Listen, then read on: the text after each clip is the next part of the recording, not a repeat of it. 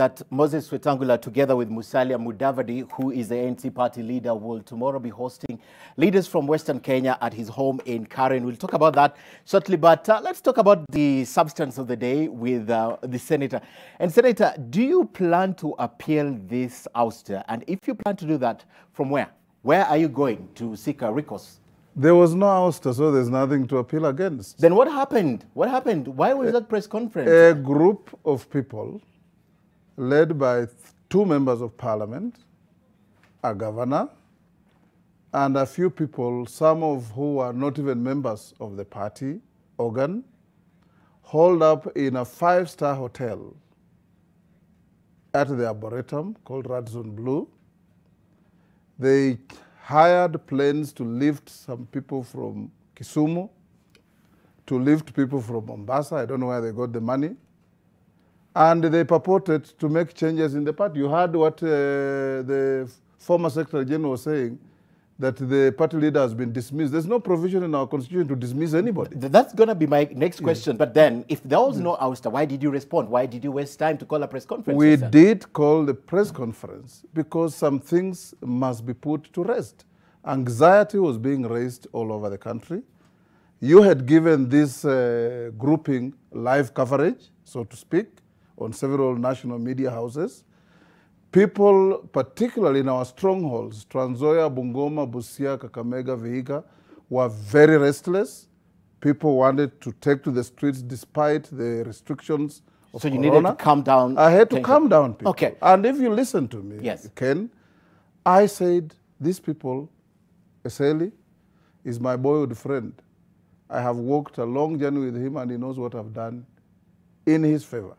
Wamunyinyi, I have walked a long journey with him. He lost elections in 2007.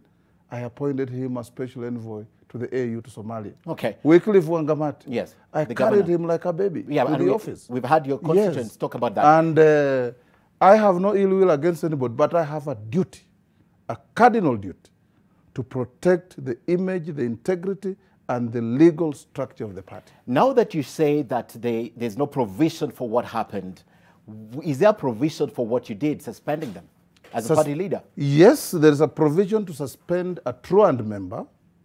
Without the National Council meeting and sitting If and you making a listen decision? to the structures of our party, you will get to know, Ken. Okay. We have management, we have NEC, we have General Council, we have NDC. Now, NEC can suspend or recommend the suspension of a member. Once suspended, he's served a notice to show cause. If he shows cause and gives plausible reasons, then NEC can pardon him. If NEC recommends an expulsion, then it has to go to the General Council and NDC. Okay. Yes. That's where it's involved. All right. Yes. That's out of the way. I'd like to ask you this question because 2018 in March, when you were removed from the Senate, you mentioned it will be noisy and messy and there will be casualties. Increasingly, Senator, you look like the casualty because you were removed from the leadership of minority of the Senate. And then now again, your party is removing. Why is there this onslaught against you? My party has not removed me because I know the party. The party is not about three people, these two MPs and a governor. The party is about grassroots rank and file members. And you watch this space, you'll see people from all over the country who are members of this party, who believe in this second oldest party in Kenya, a party that was formed to restore democracy in Kenya, will never accept undemocratic practices within its rank and file. Okay. We will not. And I can tell you, there has been no coup. There was an attempted disruption of the tranquil nature of our party. We have been so tranquil in our performance of our duties that we do not go around standing on rooftops to tell people what we are doing. But we do a lot of things. We are a party. Yes. How many parties have more than one governor in Kenya? The only parties with many governors are Jubilee and ODM. The next party, have two. We have two. Yes, 85 MCAs. Yes. And 3 members of parliament. 13 members. 13 members of parliament, sorry. Yes. Yes. So that is not a small party. It's not a small party. But let's assume, I know you say that you have not been removed, but let's I haven't been removed. The charges have been brought against you. So that assumption does not arise. Violation of the Constitution. Nobody can tell you which part of the Constitution I have violated. The man who was making the statement, Dr. Seli, is under our Constitution the official spokesman of the party. He's the one to disseminate information from the party. He's the one to deal with answering any issues that arise of the party. If you look at other parties, look at ODM. Young Sifuna is permanently in the news articulating issues of the party. If you, ODM, yes. Yeah, in ODM. If you look at Jubilee, Raphael Tuju is constantly in the news, even when he's unwell, articulating issues of the party. That is what he should be doing. Yeah, you don't hear Dr. Seli talking about COVID-19, talking about locusts, talking about floods, talking about the uncontrollable stretch of trucks from Malaba way past Webuye to Chimoy that has paralyzed traffic. Well, he's failed your party. He's just quiet. He's failed the party. He's failed your party. If anybody has to leave his position for failure to act, it is him. Okay. Do you think, because Musalia Mudavadi mentioned this, and tomorrow you're hosting a joint party of the leadership. Yes. About 3-4 days ago, if I'm not wrong, 3 days ago, the Kotu boss also did the same thing you're doing. Hosted a leaders party that you never attended, or a leaders meeting that you never attended. Now you're hosting one together with Amani National Congress leader Musalia Mudavadi. Why do you think these guys or these party members are attacking you? Forget about the ouster.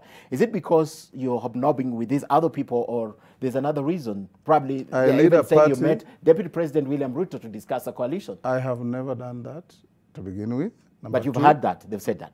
Many times. Okay. Even today, some journalists try to ask me. I am leading a party. I have told everybody who cares to listen of my intention to vie for the top seat of this country. As far as I know, Deputy President William Ruto and many other people are also candidates. How can a candidate support another candidate when you are contesting and running in different lanes towards the same goal? Is there interest? Yes. Is there interest of these political parties the reason why these meetings are being conducted? Is there? Interest. For political parties? Yes. Interests in political parties are always there.